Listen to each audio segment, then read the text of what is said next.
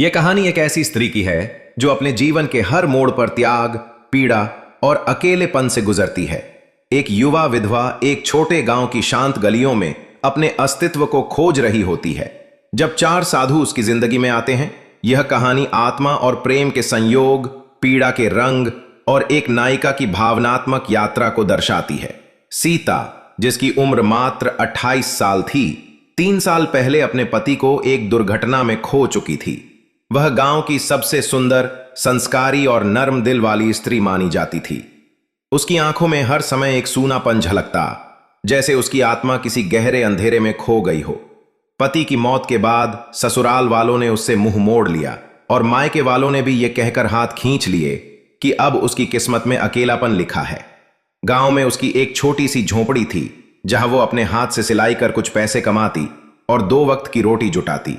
हर रात वो अपने छोटे से मंदिर के सामने बैठकर रोती और भगवान से पूछती, क्या मेरा जीवन अब ऐसा ही रहेगा?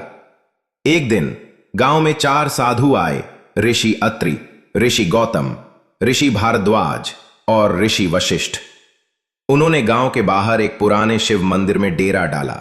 गांव वाले उनसे बहुत प्रभावित थे क्योंकि उनकी बातों में आत्मज्ञान, शांति और मोह के बंधन से मुक्ति की बात होती थी। सीता, जो हमेशा मंदिर में पूजा करने जाती थी, वहां साधुओं से मिली। चारों साधु उसकी आंखों में छिपे दर्द को देख सके। उनमें से ऋषि अत्रि ने सबसे पहले उससे पूछा, बेटी, क्या तुम बहुत दुखी हो? सीता ने सिर झुका लिया और कहा, दुख ही तो मेरी जीवन की पहचान बन गया है। चारों साधु उसे रोज मिलने लगे। वे उसके घर पर भी आने लगे और उसे जीवन के अलग अलग पहलुओं को समझाने लगे, आत्मा, प्रेम, क्षमा और स्वीकृति के बारे में। समय बीतने लगा और साधुओं के साथ सीता का संबंध गहराता गया, लेकिन यह संबंध अध्यात्म से परे जाकर भावनात्मक रूप लेने लगा। ऋषि अत्रि, जिनकी आंखों में करुणा की गहराई थी, सीता से बार बार बातें करते हुए उसके हृदय में विशेष स्थान बनाने लगे। एक दिन उन्होंने उससे कहा, प्रेम त्याग नहीं है, प्रेम ऊर्जा है। जिसे तुम रोक रही हो वही तुम्हें भीतर से तोड़ रहा है। वहीं ऋषि गौतम, जिनका स्वभाव गंभीर था, सीता को आत्मनिर्भरता सिखा रहे थे। वह सीता के कामों में मदद करते और कहते, तुम्हारी पीड़ा तुम्हारी शक्ति भी बन सकती है। ऋषि भारद्वाज, जो सबसे युवा थे, सीता के चेहरे पर हंसी लाने की कोशिश करते। वो उससे कविता सुनाते और उसके लिए फूल लाते।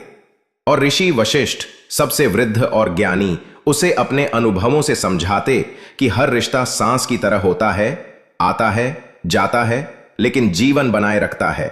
सीता अब चारों साधुओं से जुड़ चुकी थी, लेकिन उसका हृदय भ्रमित था। क्या यह प्रेम था? क्या यह पवित्र था? क्या वह फिर से किसी से जुड़ सकती थी? यह सोचकर वह कई रातों तक सो न सकी। एक दिन उसने साधुओं से पूछा, आप चारों मेरे जीवन में क्यों आए? ऋषि अत्रि ने कहा, तुम्हारी आत्मा ने हमें बुलाया। सीता की आंखों से आंसू निकल पड़े। मैं फिर से प्रेम कर सकती हूं? ऋषि वशिष्ठ ने कहा, प्रेम पाप नहीं, अनुभव है। यह निर्बंध होना चाहिए, लेकिन सच्चा। गांव में लोग बातें करने लगे थे, वह विधवा 4 साधुओं से मेल जोल रखती है, यह उचित नहीं। कुछ ने सीता को ताने मारे, कुछ ने मंदिर में आना बंद कर दिया।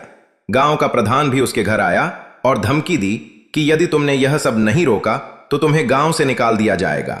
सीता टूटी नहीं, लेकिन चुप हो गई।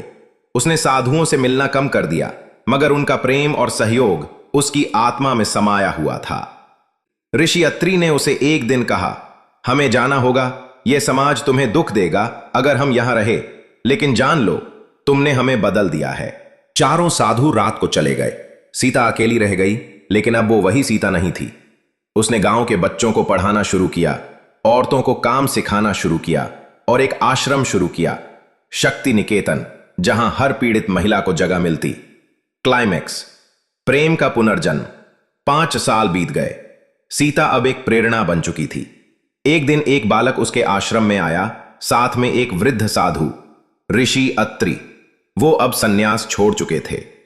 उन्होंने कहा, मैंने तुम्हें हर दिन याद किया। सीता की आंखों में आंसू थे। मैंने तुम्हें कभी नहीं छोड़ा।